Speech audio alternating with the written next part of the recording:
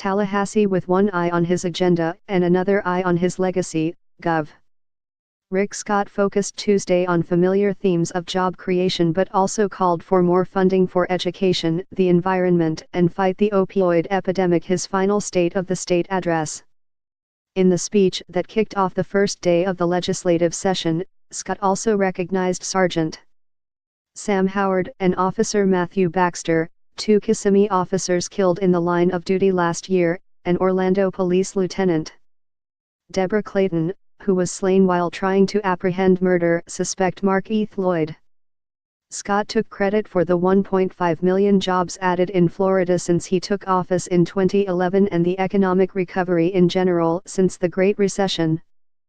He added that he would push hard for his priorities this year, which include cutting taxes by $180 million and making it harder for future lawmakers to raise taxes. "Our work is not done," Scott said. "We must secure our future by investing record funding in our environment, our education system and our transportation infrastructure."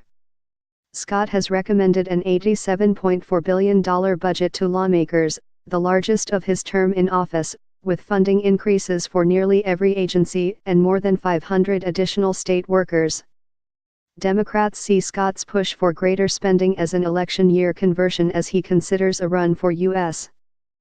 Senate. They contend Florida's recovery has been led by low-paying jobs in urban areas, leaving out rural counties in Florida.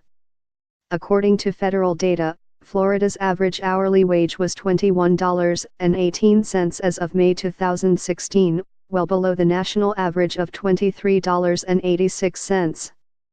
"Obviously it's only going to be a pretty picture that's painted here today," said Rep. Evan Jen, D. Dania Beach. "You can make numbers dance, and when you look at 1.5 million jobs, it looks good, but when you look at what people are actually making, it's not a good look." This year, Scott's tax cut plans include a 10-day back-to-school sales tax holiday and a reduction in the driver's license renewal fee from $48 to $20. He also wants lawmakers to pass a proposed constitutional amendment that would require a two-thirds vote of the legislature to raise taxes in the future. If approved by the legislature, the measure would be placed on the November ballot. As he spoke about Clayton, Scott, without mentioning her name, took a shot at Orange Osceola State Attorney Aramis Ayala for her stand against the death penalty last year. Ayala initially refused to seek the death penalty against Lloyd, and Scott transferred that case and more than 20 others to a different state attorney. "In Florida, we have zero tolerance for anyone who attacks our law enforcement officers, and I will fight to make sure justice is swift and these killers are prosecuted to the fullest extent of the law," Scott said. It's not clear, however, just how much support Scott can garner for his agenda from his fellow Republicans in charge of the legislature during his last year in office. GOP lawmakers have often given Scott a fraction of tax cuts he requested.